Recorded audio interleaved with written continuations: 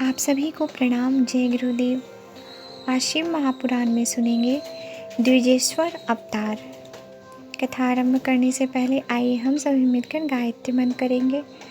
ओम भूर्भुवः स्वः तत्सवितुर्वरेण्यं भर्गो देवस्य धीमहि धियो यो नः प्रचोदयात्। भद्रायु नाम का एक राजा था। वह शिवजी का भक्त था। शिवजी ने उसके लिए द्विजेश्वर नाम से अवतार लिया था। वह कथा ध्यानपूर्वक सुनिए। ऋषभ रूपी शिव के प्रभाव से उसने शत्रुओं के राजा भद्रायु पर विजय प्राप्त की थी। भगवान शिव ने भद्रायु को ऋषभ के प्रभाव से ही उत्पन्न किया था। उसने बाद में राजा चंद्रागद की पुत्री सीमांतनी से विवाह किया। वह अपनी पत्नी को लेकर वन में विहार करने के लिए चला गया। वन में शिव पार्वती उसकी परीक्षा लेने आए। शिव पार्वती ने द्विज दंपत्ति का रूप धारण कर लिया।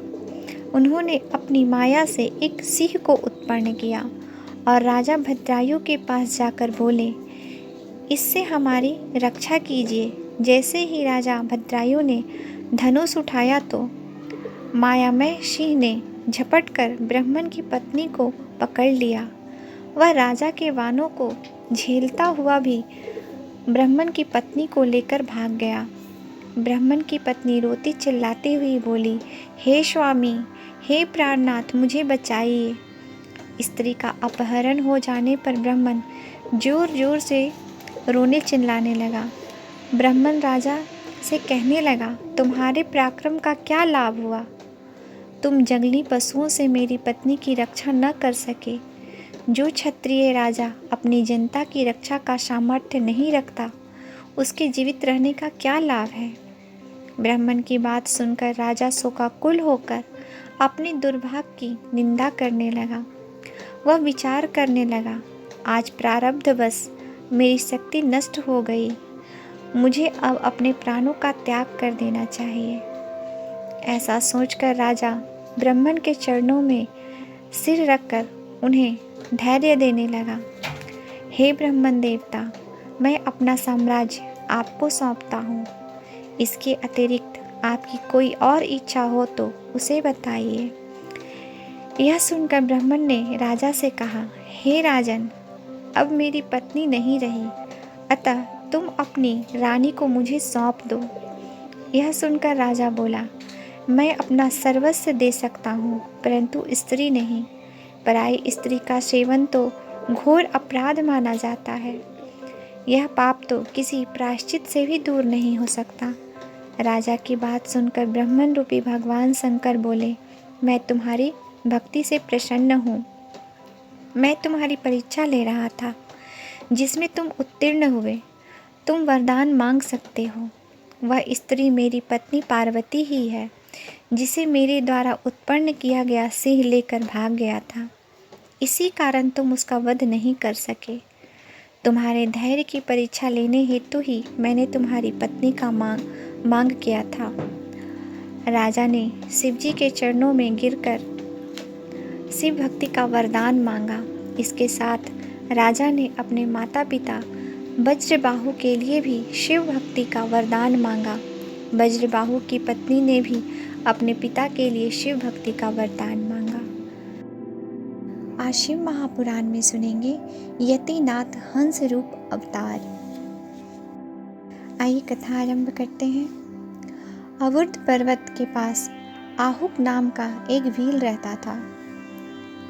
उसकी पतिव्रता पत्नी का नाम आहुका था। दोनों पति पत्नी शिव भक्त थे। एक दिन की बात है कि आहुक अपनी पत्नी आहुका के आहार हेतु जंगल में बहुत दूर पहुंच गया। शाम होने पर शिवजी यति का रूप धारण कर आहुक के घर पहुँचे। उसी समय आहुक भी वहाँ पहुँच गया। दोनों पति पत्नी ने मिलकर अतिथि यति का स्वागत किया। यति रूपी शिवजी आहुक भील से बोले, क्या मैं एक रात्रि आपके यहाँ ठहर सकता हूँ? प्रातःकाल होते ही मैं प्रस्थान कर जाऊँगा। भील बोला, मेरे पास तो बहुत थोड़ा सा निवास स्थान है, इसमें हम तीनों कैसे रह सकते हैं? यह सुनकर भगवान शिव जी जाने लगे। तब भील पत्नी आहुका ने अपने पति से कहा, आप दोनों अंदर सो जाओ, मैं रात्रि को पहरे पर रहूंगी। इससे अतिथि धर्म का पालन भी हो जाएगा। अतिथि को लौटाना ठीक नहीं है। अतिथि देवो भव। यह सुनकर भील आहुक ने कहा, तुम दोनों भीतर सो जाना और मैं पहरेदारी करूंगा। भील की पत्नी आहुका और यति बने भगवान शिव जी कुटिया के अंदर सो गए तथा भील बाहर पहरा दे रहा था। रात्रि में वन पशुओं ने भील को मार दिया।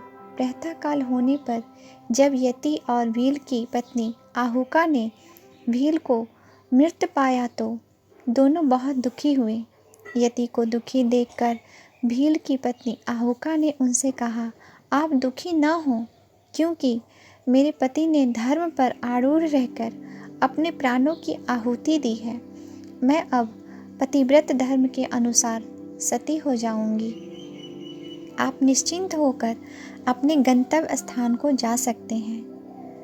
भील पत्नी आहुका जब चिता बनाकर सती होने लगी तो भगवान शंकर अपने असली रूप में प्रकट हो गए।